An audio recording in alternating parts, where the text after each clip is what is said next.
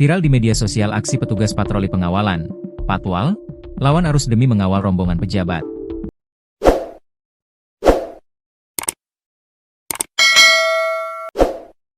Terkait ini, Kepala Korps Lalu Lintas, Kakor Lantas, Polri, Irjen Agus Suryo Nugroho, memberikan pernyataan tegas terkait insiden mobil Patwal yang menerobos arus lalu lintas tersebut. Kejadian tersebut terjadi di ruas Jalan Sayung, Kabupaten Demak, Jawa Tengah, dan sempat menjadi sorotan publik.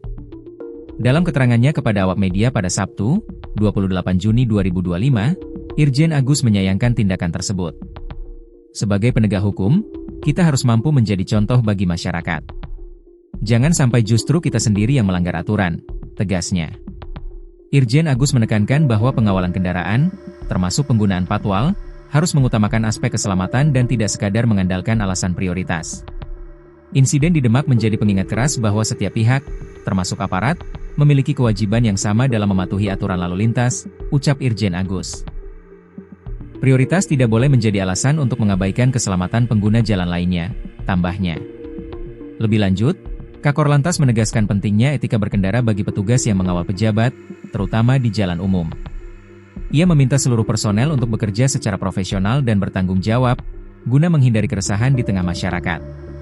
Saya minta kepada seluruh jajaran agar kejadian ini menjadi refleksi dan koreksi bersama, terus membangun kepercayaan publik melalui tindakan yang berintegritas dan menjunjung tinggi nilai keselamatan, jelasnya. Ia juga mengharapkan agar prinsip pemolisian lalu lintas yang modern dan adaptif diterapkan oleh seluruh jajaran, baik di tingkat Direktorat Lalu Lintas, Ditlantas, Polda maupun Satuan Lalu Lintas, Satlantas, Polres. Menurutnya, pendekatan ini merupakan bagian dari transformasi Polri yang mengutamakan strategi berbasis teknologi untuk pengelolaan lalu lintas yang lebih baik. Sebelumnya, sebuah video viral di media sosial memperlihatkan mobil Patwal yang melawan arus lalu lintas saat mengawal rombongan pejabat. Namun kendaraan tersebut terpaksa berhenti ketika menghadapi truk tronton dari arah berlawanan yang tidak mau mengalah.